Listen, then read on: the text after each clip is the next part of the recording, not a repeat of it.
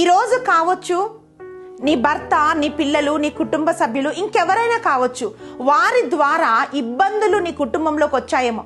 ఒకవేళ పొరపాటున నీ భర్త ఏదో ఒక వ్యాపారం చేశాడు, దానివల్ల ఆర్థికమైన ఇబ్బందులు నీ కుటుంబంలోకి వచ్చాయేమో. నీ పిల్లలు ఏదో ఒక రాంగ్ స్టెప్ వేశారు, దానివల్ల నీ కుటుంబంలో ఈరోజు సమస్యలు ఉన్నాయేమో. ఎవరో కుటుంబ సభ్యులు చేసిన ఒక పని వల్ల ఈరోజు కుటుంబంలో అందరూ బాధపడుతున్నారేమో. ఈరోజు నీ గుడారంలో భయంకరమైన శ్రమలు ఉన్నాయేమో. పిల్లరా, గుడారము దేనికి గుర్తు అంటే గుడారం ఒక ఇంటికి గుర్తు. గుడారం దేనికి గుర్తు అంటే గుడారం ఒక వ్యక్తికి గుర్తు.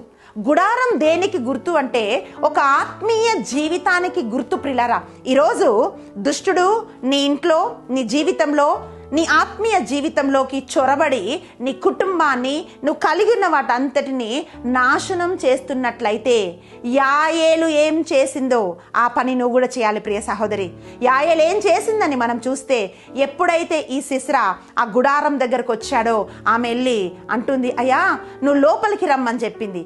యాయేలు ఆయన లోపలికి ఆహ్వానించినప్పుడు ఆయన అడుగుతున్నాడు, అమ్మా దాహానికి కొంచెం నీళ్ళు ఇవ్వమంటే ఆమంటుంది, నీకు నీళ్ళేం కర్మ, ఉండు నేను నీకు మంచిగా పాలు ఇస్తానని చెప్పి ఆయనకు ఒక బుడ్డిలో పాలునిచ్చి చక్కగా ఒక గొంగలి కప్పింది. ఆయన ఏమనుకుంటున్నాడంటే నేను సేఫ్ ఈ ప్లేస్లో అని చెప్పి సిస్రా హాయిగా గుడారంలో పడుకుంటున్నాడు. ప్రియ సహోదరి, సంవత్సరాల నుంచి సాతాను నీ గృహంలో తిష్ట వేశాడేమో. సంవత్సరాల నుంచి నువ్వు ఆధ్యాత్మికంగా నీవు ఎదగకుండా వాడు నీలో తిష్ట వేసుకొని ఉన్నాడేమో. సంవత్సరాలుగా నీ బిడ్డల జీవితాన్ని, నీ గుడారాన్ని వాళ్ళు గలిబిలి చేస్తున్నాడేమో. ఈ స్త్రీ ఏం చేసిందో తెలుసా? ఎప్పుడైతే పాలు తాగి ఇక నాకేం భయం లేదు, నేను హాయిగా ఇక్కడ ఉండొచ్చని సిస్రా నిద్రించాడో అప్పుడు ఆమె అనుకుంది, ఎలాగైనా సరే సిస్రాని నాశనం చేయాలని చెప్పి.